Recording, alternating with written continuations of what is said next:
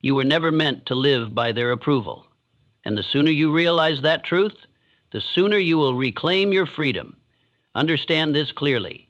Every man born into this world is born with a mission, a vision, a call written deep into the fibers of his spirit. But most never answer it.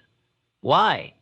Because they are too busy trying to please voices that were never meant to lead them, too busy adjusting their stride to match the applause, too busy shrinking or shifting or softening their light just to be liked. But you cannot become powerful while begging for approval. You cannot be both a lion and a pet. There is a silent war within every man, the battle between who he knows he is and who the world has told him he should be. And in that battlefield, some men surrender. They shape themselves according to the crowd, move where the opinions blow, do what pleases others, and live a life that feels hollow, even if the surface shines. But a few, just a few, choose a different path. They say no more. They say this life is mine. They say I will not ask permission to become who I was born to be, and from that moment, everything begins to change. You must understand the cost of living for approval. It is subtle, but it is deadly. It starts with hesitation, hesitating to speak your truth because it might offend. Then it grows into avoidance, avoiding your calling because it's not popular. And before long, you are no longer living your life. You are playing a role in a script you didn't write, hoping that applause will numb the emptiness. But applause is a drug, and like all drugs, it wears off. And when it does, you are left alone, wondering how a man so praised could feel so unseen. You want to prove yourself? Then prove yourself to you, because the only approval that leads to power is the kind that comes from within. When you set your standard, when you define your mission, when you walk a path that you have chosen, then you no longer need the crowd to clap. You become the one who moves, even when no one's watching. And that is the mark of a master. The man who walks, whether he is celebrated or criticized, whether he is supported or doubted, whether he is understood or misunderstood, he walks because his steps are not dictated by noise, but by purpose. And here is a truth many are afraid to admit. The more you seek approval, the more you lose respect, not just from others, but from yourself. Because deep down, you know when you're compromising. You know when you're making choices to be liked, not to be true. And your subconscious will not lie for you. It will whisper, that was not your highest, and those whispers become weight. They become shame, and shame erodes power faster than failure ever could. On the other hand, when a man lives from conviction, even his failures become fuel, because he knows he's walking his own road. He's not reacting, he's building. He's not chasing applause, he's chasing alignment. And alignment, not popularity, is what produces lasting greatness. When your thoughts, your actions, your vision, and your values are aligned, you become unstoppable. But alignment requires you to stop explaining yourself to people who will never understand your mission. It requires you to release the need to be liked so you can become someone you respect. This world is full of noise, opinions, criticisms, judgments. They will tell you who to be, how to act, what's realistic. But remember, they do not know your calling. They did not see your vision. They do not carry your fire. And so they have no authority to shape your path. If you let them, you betray yourself. You trade the unknown brilliance of your destiny for the known acceptance of mediocrity. You give up your crown for their comfort. And in the end, they still might not approve, so you lose twice. But if you rise on your own terms, if you say, I will live this life with my eyes on the inside, not on their reactions, then even if they never applaud, you will sleep with peace, because you will know you honored yourself. The greatest tragedy is not failing in front of others. The greatest tragedy is succeeding in the wrong direction, simply because it looked good to them. You built the house, but it was not your home. You climbed the ladder, but it was not your wall. You wore the crown, but it weighed you down. Do not be that man. You have one life. Live it by your inner standard, and let your reflection, not their reactions, be your scorecard. This requires courage. It is easier to be liked than to be true. It is easier to follow the crowd than to lead yourself. But ease has never made a man strong. It is the fire that does that. The fire of walking alone, the fire of being doubted, the fire of staying silent when the world is noisy, the fire of choosing yourself when the world tells you to choose them. You walk through that fire and you come out forward. You come out powerful, not because they said you were, but because you proved it to yourself. You must develop the habit of returning to yourself for answers. Before you post it, say it, wear it, choose it, ask yourself, does this honor me? Does this reflect who I am? Or is this for them? And if the answer is them, walk away. Because every time you betray yourself to impress them, you teach yourself that their opinion is worth more than your truth. And that is a dangerous lesson. What kind of man are you becoming in secret? That is the real question. Not what they see, not what they say, but what you know in silence. Are you disciplined when no one is watching? Are you honest when there is no reward? Are you moving forward when the world has stopped clapping? Because that is where power is born. In the quiet decisions, in the unseen commitment, in the silent moments where you prove again and again that you are not here to live by their approval, but by your standard. And I will tell you something else. Once you stop needing them, you will start attracting better people, better opportunities, better peace. Because the man who stands on his own feet creates gravity. He pulls life toward him not by force, but by essence. His confidence is not loud, but it is real. His energy is not desperate, but it is magnetic. Because he is not trying to impress, and that makes all the difference. So, if you want to live a powerful life, begin here. Reclaim your approval from the world and return it to yourself.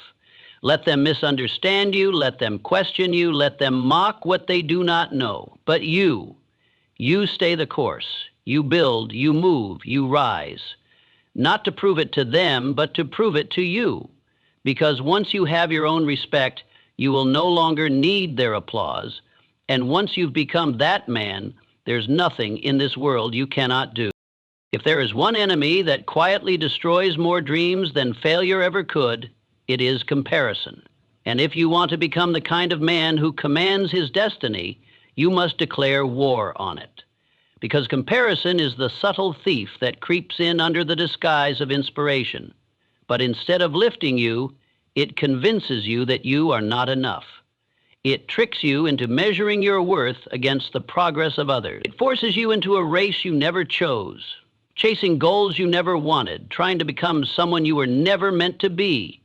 And in doing so, it takes your focus away from the only battle that matters, the battle against yesterday's version of yourself. Understand this truth and understand it deeply. You were not placed on this earth to outdo them. You were placed here to outdo you. That man in the mirror, he is your competition, not the man with more money, not the one with more followers, not the one they're applauding. It is that man you see when no one is looking, that man who knows your habits, who knows whether you're honest when the world isn't watching. That's the man you must confront, you must challenge, and you must surpass. The moment you begin measuring yourself against others, you lose sight of your own progress. You forget how far you've come. You forget what you've overcome. You ignore the steps you've taken because someone else seems 10 steps ahead. But let me remind you, you do not know the cost of another man's success. You do not know the storms he's fought or the corners he's cut.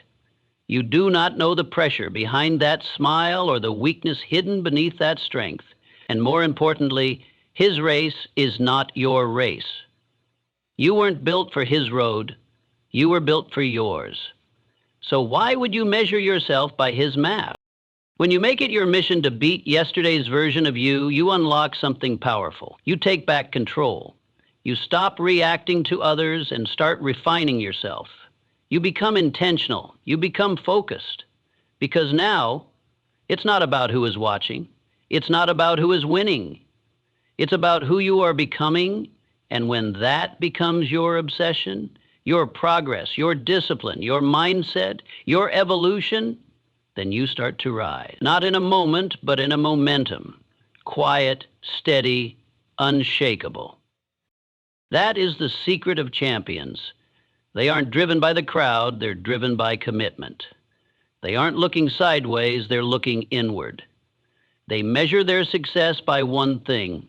Am I better than I was yesterday? Did I show up stronger? Did I think deeper? Did I lead myself with more honor? That's it. That's the standard, and it is the only one worth chasing. Because when you make that your standard, you no longer need to compare. You no longer need to impress. You no longer need to prove anything to anyone. You build from within. You grow in silence. And when the world finally sees what you've become, it won't be because you screamed. It will be because you showed them.